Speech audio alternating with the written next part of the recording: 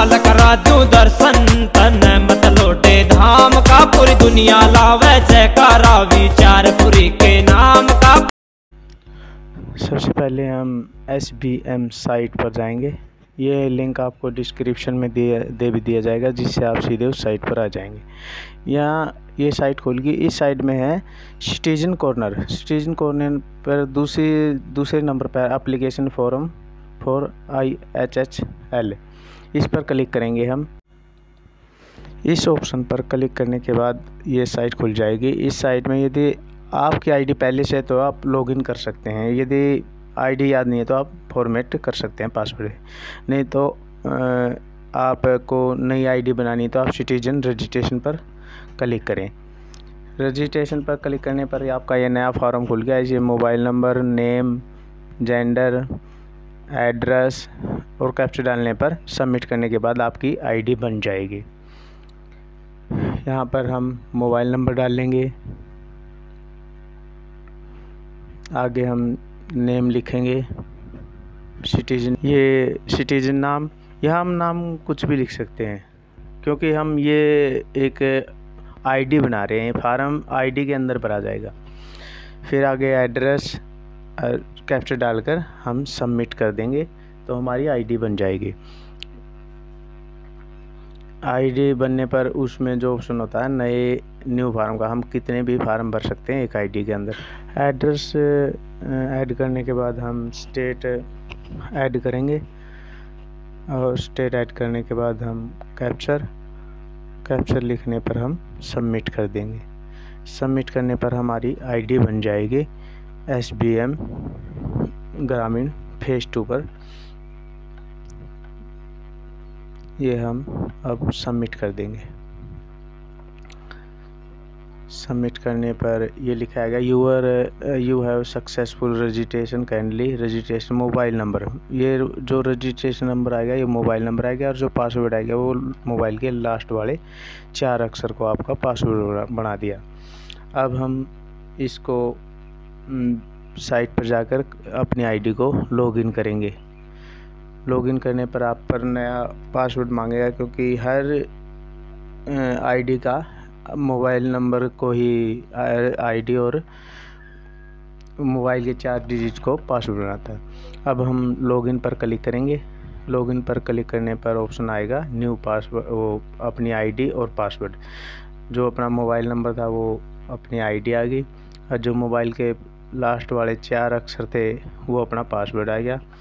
और अब हम कैप्चा डालकर साइन इन करेंगे। साइन इन करने के बाद हमें तुरंत आ जाएगा आपका न्यू पासवर्ड। ये आ गया न्यू पासवर्ड। पहले इसमें ओल्ड पासवर्ड डालेंगे, फिर जो अपना पुराना पासवर्ड है 4 अक्षरों वाला, फिर हम अपना नया पासवर्ड कोई भी चूज कर सकते हैं। न्यू पासवर्ड फिर कन्फर्म पासवर्ड, दोनों में डालकर हम चेंज पासवर्ड पर क्लिक कर देंगे। इससे हमारी आईडी बन गई। इसमें चेंज पासवर्ड पर क्लिक कर देंगे तो हमारा ऑटोमेटिक ये पासवर्ड बन गया। Password has been change successful. अब हम हमारी आईडी खोलेंगे। ये हमारी आईडी खुल गई। इसमें आईडी का नाम, citizen name, mobile number, gender और नीचे आ गया एड्रेस। स्टेटस हो गया एक्टिव। ये आ गया ऑप्शन न्यू एप्लीकेशन। 3 ऑप्शन इसमें, एक न्यू एप्लीकेशन पे, दूसरा व्यू एप्लीकेशन पे, चौथा है चेंज पासवर्ड। व्यू एप्लीकेशन में देखेंगे तो हमें कुछ नहीं दिखाई देगा क्योंकि अभी तक हमने कोई एप्लीकेशन अप्लाई नहीं किया। हम न्यू एप्लीकेशन पर क्लिक करेंगे। ये हमारा फॉर्म खुल गया। ये IHHL एप्लीकेशन फॉर्म। इसमें पहले स्टेट, फिर डिस्ट्रिक्ट, फिर ब्लॉक, फिर पंचायत का नाम, फिर विलेज का नाम और फिर नाम, ये ऑटोमेटिक उठाएगा। फिर नीचे वाले में सिटीजन का नाम, जिसके नाम से हमें फार्म भरना है, उसका आधार नंबर पर फिर यहाँ क्लिक करके हम वेरीफाई करेंगे आधार नंबर। फिर उसका फादर नेम या हस्बैंड नाम, जेंडर, कैटेगरी, ये कैटेगरी, फिर सब कैटेगरी। ये राशन कार्ड की सब कैटेगरी होती है। जैसे राशन कार्ड दो भागों में दिया हुआ है इन्होंने, APL और BPL में। ये आगे उसकी है। फिर type, card type, card number, mobile number. फिर आगे सेशन सी में आ गया बैंक डिटेल, बैंक अकाउंट की डिटेल। IFSC कोड डालने पर, क्लिक करने पर वो ऑटोमेटिक सब उठा लेगा। और पासबुक की फर्स्ट पेज की कॉपी स्कैन करनी है, वो भी 200 KB से कम में। हम अब अपना फार्म भरते हैं। इसमें लिखते हैं स्टेट, ब्लॉक, ग्राम पंचायत, पंचायत लिखने बाद हम लिखेंगे विलेज। विलेज के बाद फिर गांव का नाम उठाएगा, ऑटोमेटिक उठा लेता है इतने उठाने पर। फिर हम नीचे लिखेंगे जिसके नाम से हमने फॉर्म भरना है, एप्लीकेट B फॉर्म में टॉयलेट ओनर, जिसके नाम से हमने फॉर्म भरना है।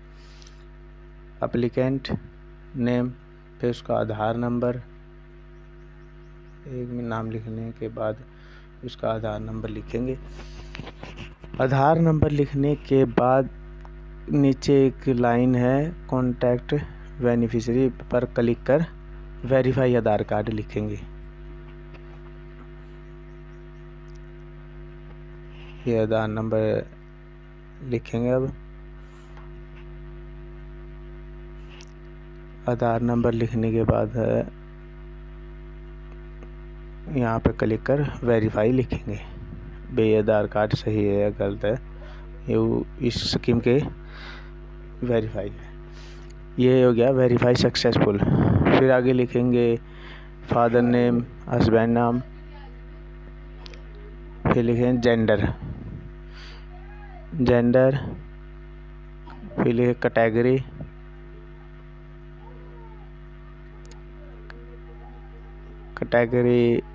उठाएगा। धीरे धीरे साइट बिजी चल रही है अभी। APL, ये आगे कैटेगरी, राशन कार्ड की कैटेगरी वैसे तो कई होती हैं, OPH, BPL, APL,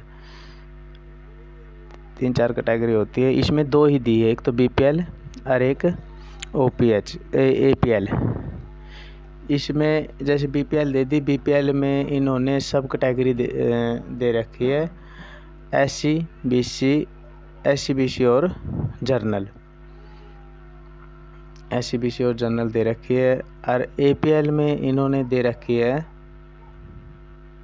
1 minute, APL अभी उठा नहीं रहा सब कैटेगरी।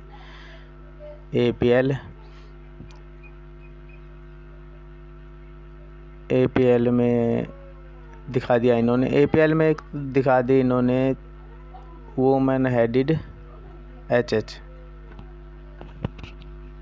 कार। जिस कैटेगरी में, सब कैटेगरी में आपका राशन कार्ड आता है वो आप कैटेगरी चुने। जैसे आपका राशन कार्ड में हेड फैमिली, वुमेन है, आप किसान हैं, या OPH का राशन कार्ड है, या BPL में है, SC कैटेगरी के आते हो, BC कैटेगरी में आते हो, या फिर जनरल कैटेगरी से आपका BPL राशन कार्ड बना हुआ है।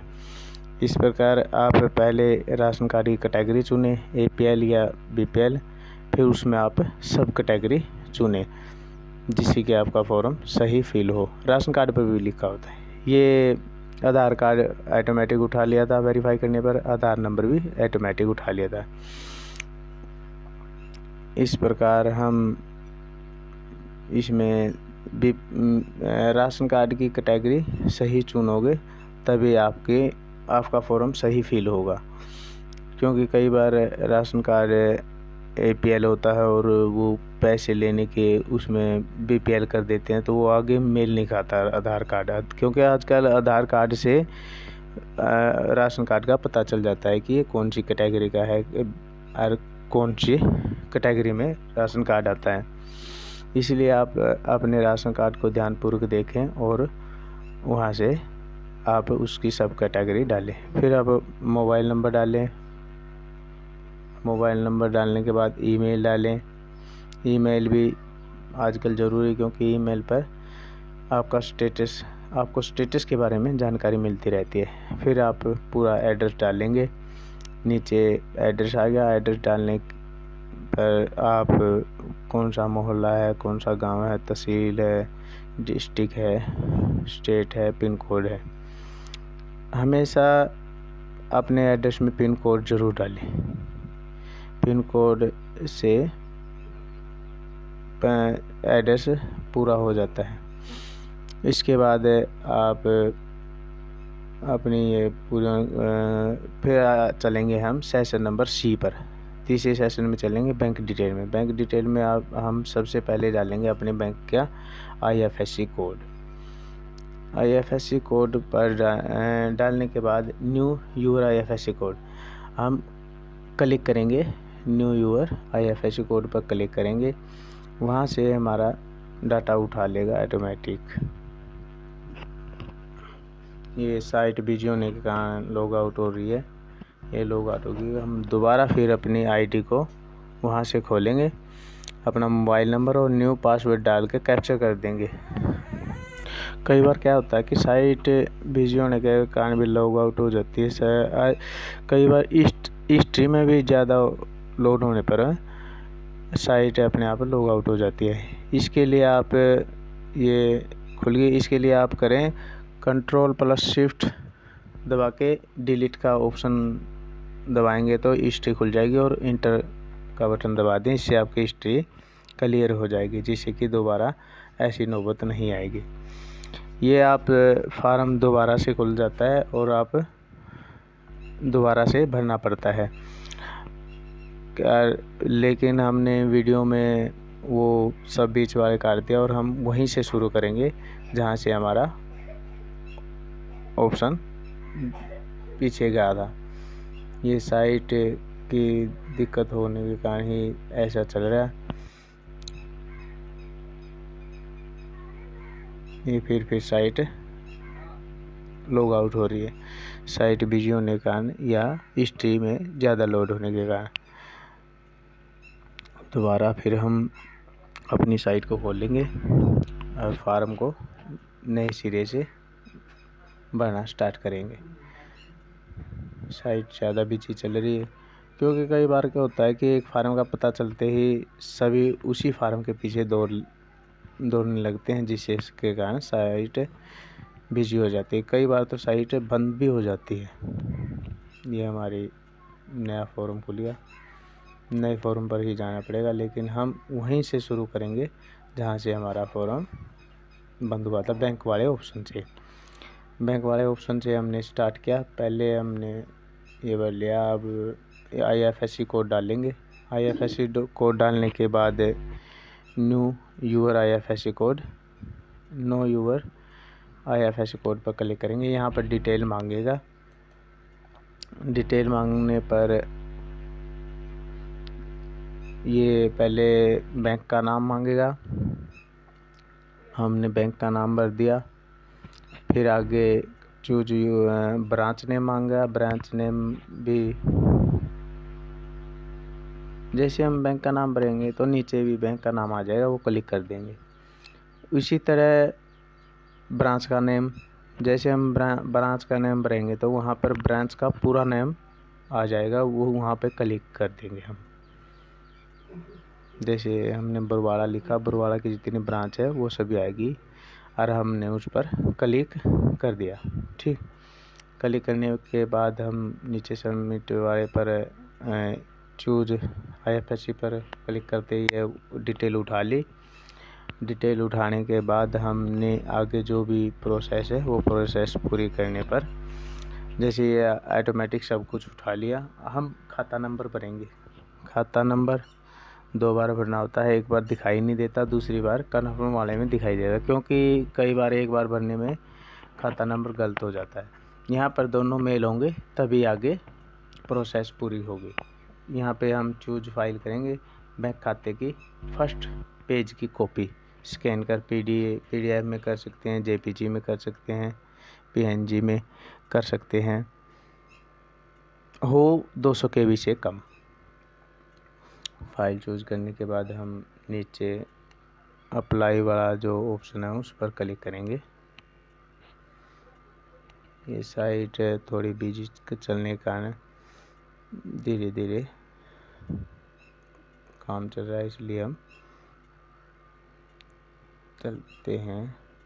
कई बार कई भाई कह देते हैं वीडियो लंबी हो जाती है, क्योंकि एक एक ऑप्शन समझाने में या पूरी वीडियो को सही तरीके से समझाने में वीडियो हमेशा लंबी हो जाती है। मैं तो कोशिश करता हूँ कि वीडियो कम से कम समय ले, जिससे आपका समय बर्बाद ना हो और हमारा समय भी बर्बाद ना हो, क्योंकि बेफजूल की बातें वीडियो में अंदर आए तो देखने वाला भी बोर हो जाता है और हम बनाने वाले को भी हानि होती है और आपके समय को भी हानि होती है।